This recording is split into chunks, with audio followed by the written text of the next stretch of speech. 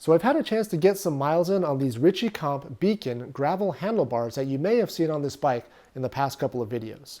Now this here is my 2021 Specialized Diverge, and the Ritchey bars replaced the stock Specialized hover bars that came on the bike. Now in this video, I'll share why I made the switch to a gravel-specific handlebar and mention some of the things that I really like about them and some of the things that I'm not so crazy about either.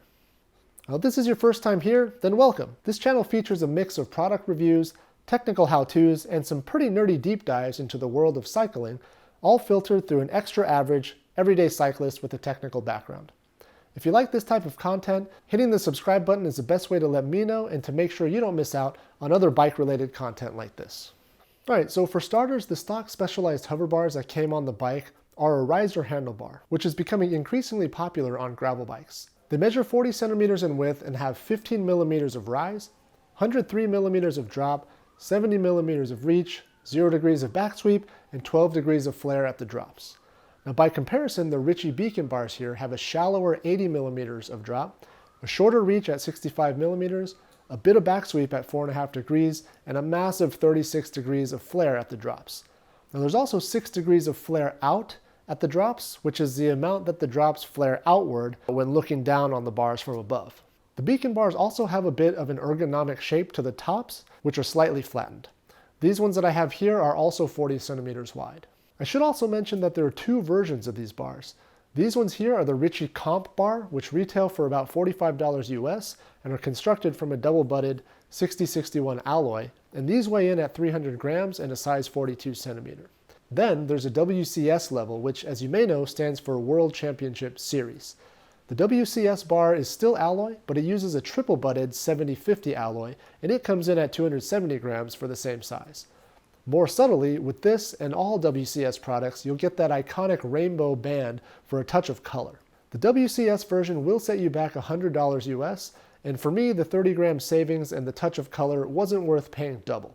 Now I'm sure there's some improvement in the compliance of the bar with the triple-butted alloy construction, but for now I'm simply more interested in testing out bars with different dimensions. So you might be wondering why someone would even swap out perfectly good handlebars in the first place.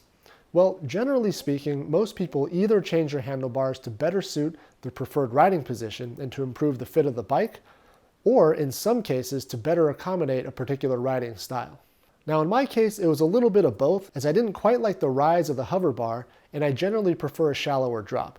But I also wanted to try a wider handlebar for better control when navigating chunkier off-road sections. Now right off the bat, the most notable characteristic of the Ritchey bars was, of course, the super flared drops.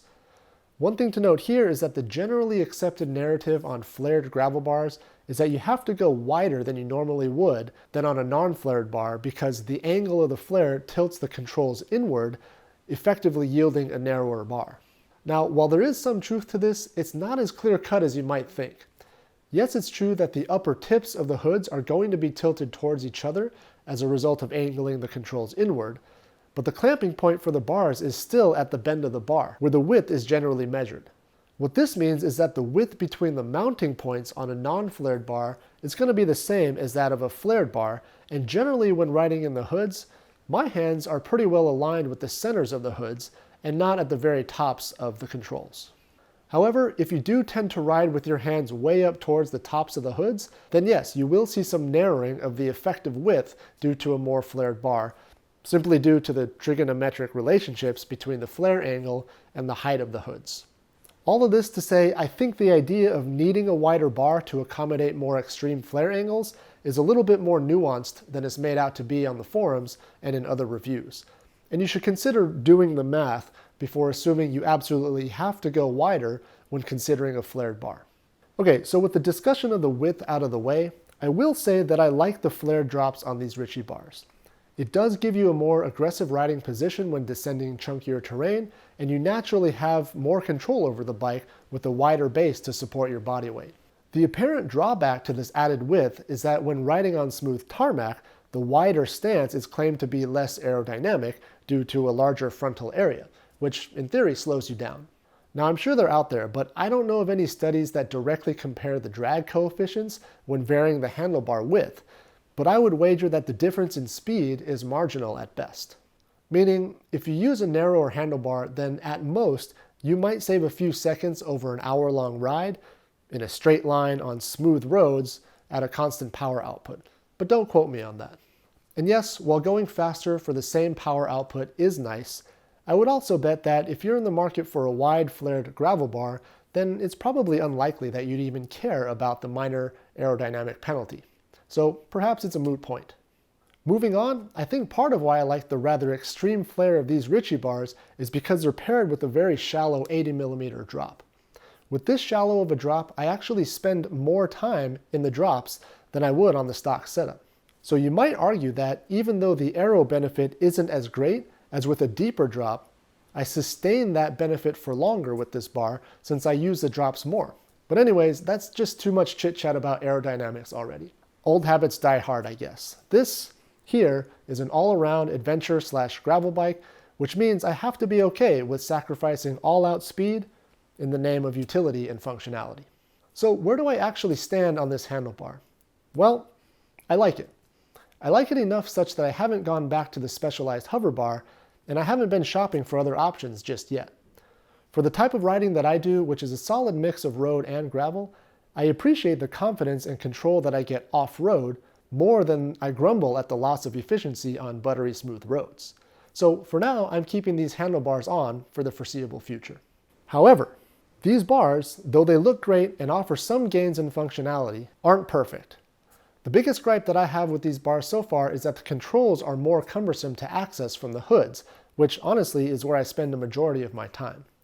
Specifically, the angle of the bar naturally flares the controls out as well. And so what happens is that you have to reach further outward to get your fingers around the levers to use the brakes or to access the shifters.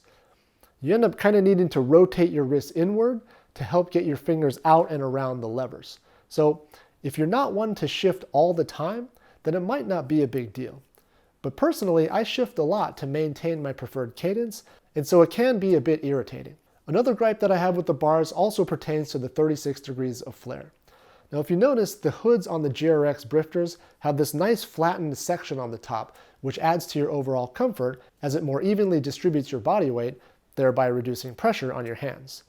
The issue is that when you rotate the levers by 36 degrees, your hands actually end up resting on the rounded corners of the levers, putting pressure on your hands in the worst possible place, which is right up the middle here where you have a couple of nerves running through.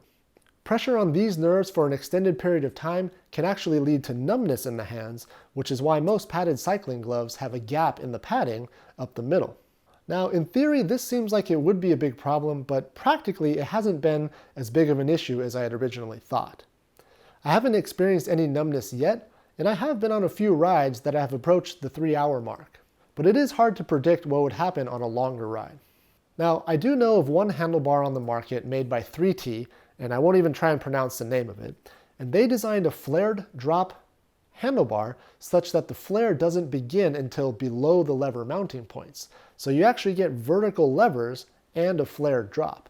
Now I think it's a great idea, and I'm assuming they have some type of patent on the design since it's the only handlebar on the market with this feature, and it happens to be a $350 carbon part. So it's a nice concept, but it's simply out of reach for me. And perhaps when this video blows up and I make it big on YouTube, 3T will send me a pair to test out. Sorry, that was stupid. Anyways, so it sounds like there's a lot going against these bars, which is why I'm not 100% sold on them yet. I have been riding on them for a few weeks now, and I will admit that I'm starting to get used to them.